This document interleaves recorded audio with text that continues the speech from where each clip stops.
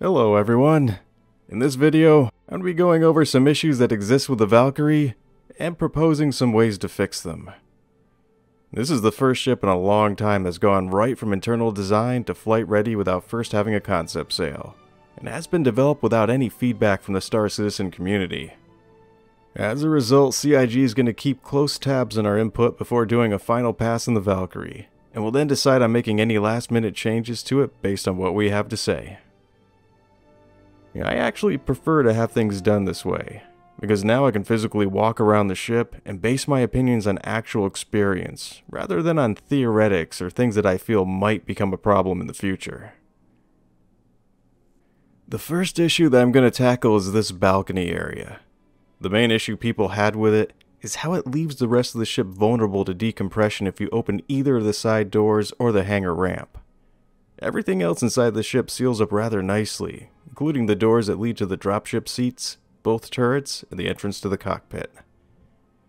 The CIG is fired back by stating that the Valkyrie is a dropship that's intended for atmospheric assaults. The only issue I have with it is that ground-based attacks or not, a vast majority of the places that will require the use of a dropship are not going to have an atmosphere. And this includes space stations like Korea, assaults on outposts, and a majority of the moons that we have in the game right now. So there really is a reason to take a closer look at this issue, especially since the fix of this problem would be an incredibly easy and quick thing to accomplish. All you would need to do is remove the railing found here on the balcony and replace it with a glass wall. That way you get the best of both worlds. It seals off this open area and still retains the view from the vehicle bay below. It actually even opens up the view a little bit more. If you take a look at the concept artwork, it originally had this open area partitioned off, but they changed it at the last minute, opened it up, and placed in the railing.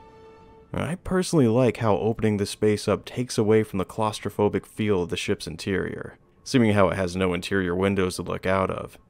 It also allows you to see down into what's going to be a very busy area of the ship where most of the action is going to be going on. So once again, you can seal this area off and still retain the view at the same time, and do so with a relatively small amount of work. This just leaves the ladder that leads down to the hangar bay. If you're going to seal off the balcony area, you're also going to have to seal this area around the ladder off as well. Once again, this could be an easy fix. You could add in a hatch that opens and closes using the inner thought system, or better yet, replace it with a lift asset from the Phoenix, the one that goes from the recreation area down into the hangar bay. It's self-sealing, fast, and easy to use. And even better, it's already made and ready to be copy and pasted in. This would also allow you to get rid of this railing that lines the ladder, which would open the space up around it even more. Another issue that was brought up about the Valkyrie revolves around its nose turrets. A lot of concern was generated over the size of the guns that it came with. The description in the ship matrix stated that these guns were size 2 max, and some people misinterpreted this information to mean that the default guns were going to be size 1 gimbaled. Now, I went in and checked this out for myself, and the turret has a size 3 hardpoint. The default guns that it comes with are 2 size 2 Scorpions, but you can upgrade them to 2 size 3 Mantises if you want, or I presume any other size 3 guns as well. So it's not like you're flying into combat with the firepower of a Nox at your disposal. The bottom line is, you can currently mount 2 size 3 guns onto the nose turret while retaining its gimbaling, and I really hope that they keep it this way. The only thing I could say about this issue is that they've recently done some very intelligent and welcome changes to a number of the ship loadouts. In particular, I'm looking at the changes they did to the Gladius and the Saber, and I hope they continue on with this practice by just giving you the size 3 guns by default, and saving me from having to re-outfit my Valkyrie with Mantises every time I spawn the ship. Another thing that got a lot of attention was how the door guns work. The addition of the door guns is arguably one of the most unique features of this vessel, and is something that really causes it to stand out from the rest of the other dropships. Some of the only complaints that I've heard about them is that they need to be extended out further, which would give you a better range of motion and field of view.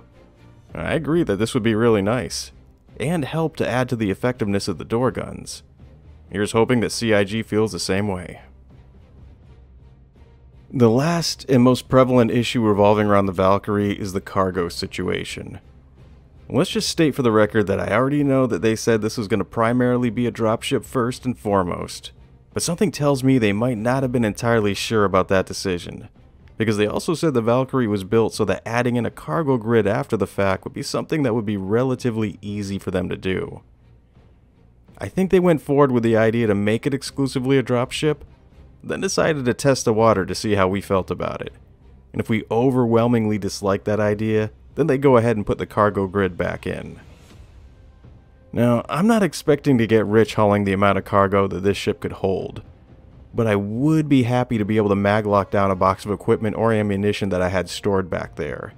It would also be nice to have a way to secure the loose cargo during quantum travel and during rough landings. Plus, what happens if you go into 0G?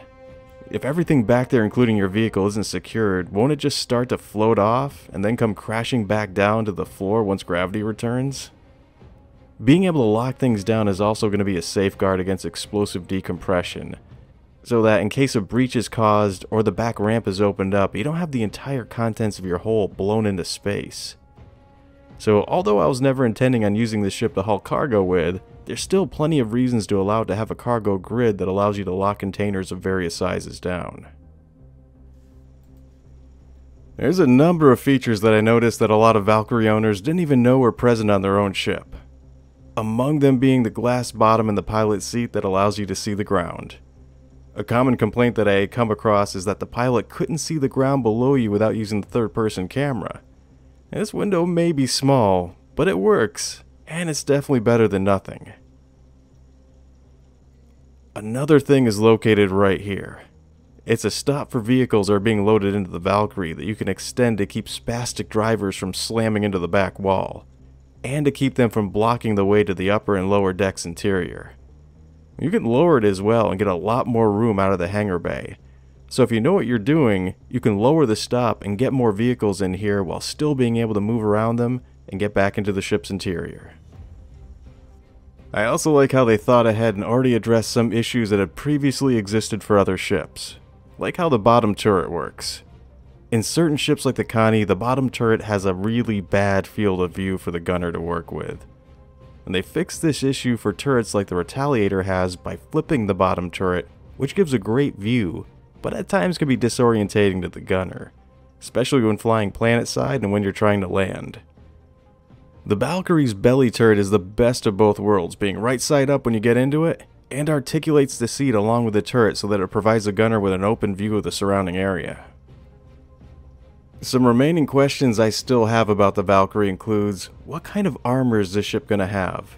Being a dropship, I'd assume heavy, but from some combat tests I recently did, it doesn't really feel like it. And also, are we going to be able to fit a tank into it?